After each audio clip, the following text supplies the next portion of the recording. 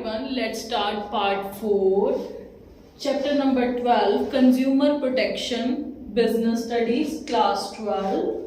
So, complaints can be filed and compensation claimed.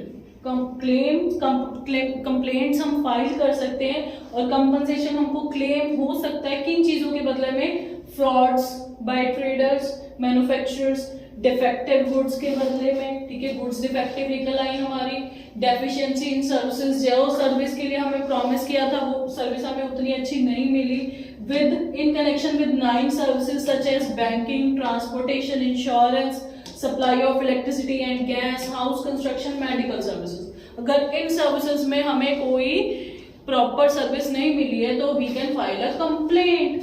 So next is very important topic, redressal agencies under consumer protection act 1986।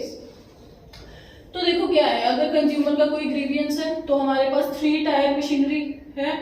सबसे पहले क्या है, हम direct appeal कर सकते हैं नेशनल को, फिर डायरेक्ट अपील किसको हो सकती है? सबसे पहले हमारी डायरेक्ट अपील होती है हमारे डिस्ट्रिक्ट कोर्ट, डिस्ट्रिक्ट फोरम में, ठीक है। कंज्यूमर कहाँ कंप्लेंट फाइल कर सकता है? डिस्ट्रिक्ट फॉर्म में, ठीक है। डिस्ट्रिक्ट के बाद वो जो हमारी कंप्लेंट है वो किसके पास जाती है? स्टेट कमीशन के पास। आफ्टर दैट स्टेट कमीशन के पास किसके पास जाती है? नेशनल कमीशन के पास। तो ये हमारे पास 3 टायर एजेंसीज हैं। सबसे पहले we can complaint are file in district forum, after that are complaint will be forwarded और the decision will be on. अगर हम उस डिसीजन से सेटिस्फाइड नहीं है तो हम स्टेट में जाके अपनी कंप्लेंट को लेके जा सकते हैं। अगर हम स्टेट के डिसीजन से भी सेटिस्फाइड नहीं है तो हम नेशनल में उस कंप्लेंट को लेके जा सकते हैं। So next we have the redressal agencies. देखो क्या है, सबसे पहले हमारी डिस्ट्रिक्ट फॉरम।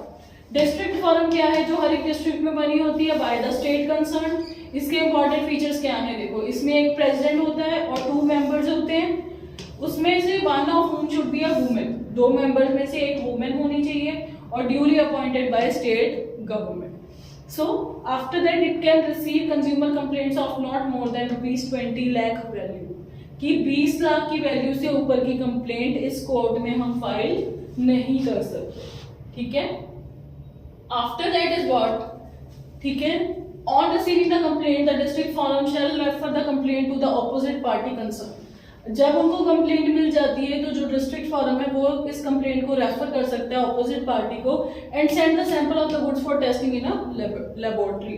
और जिस गुड्स के अगेंस्ट हमारे पास कंप्लेंट आई है डिस्ट्रिक्ट के पास, वो उसको लेबोरेटरी में टेस्ट के लिए भेज सकते हैं।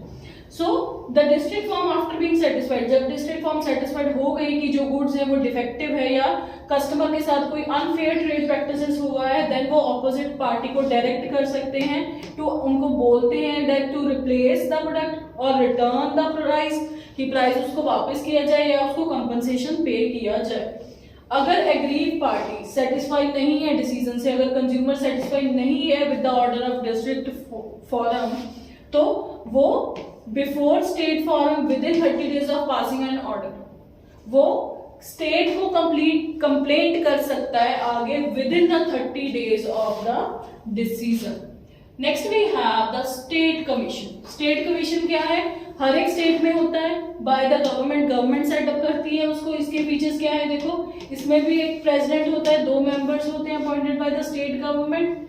इसमें complaints of at least ₹20 lakh, at least minimum ₹20 lakh की कंप्लेंट होनी चाहिए, but not more than ₹1 crore can be filed with the state commission.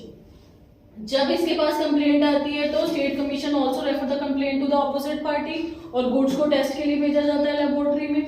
फिर जब स्टेट कमीशन सेटिस्फाई हो गई कि ऑपोजिट पार्टी की गलती है, गुड्स डिफेक्टिव थी, तो वो उसको बोल सकती है कि रिप्लेस कर दो गुड्स को या रिटर्न कर दो या पैसे वापस कर दो या कंपनसेशन पे कर दो। फिर अगर कंज्यूमर सेटिस्फाइड नहीं है तो वो अपील कर सकता है नेशनल कमीशन को with in the 30 days of passing the order. Next we have the national commission, ठीक है। फिर अब हमारे पास क्या है? National commission. इसको कौन बनाता है? Central government. इसकी प्रोविजंस क्या है? इसमें भी एक प्रेसिडेंट होता है, इसमें एटलीस्ट 4 मेंबर्स होते हैं जिनको कौन अपॉइंट करता है? Central government. इसमें देखो वैल्यू कितनी है? मोर than ₹1 crore can be filed with the national commission. इसके पास में जब कंप्लेंट आती है तो नेशनल कमीशन इसको अपोजिट पार्टी को रेफर कर देती है और गुड्स को टेस्टिंग के लिए भेज दिया जाता है।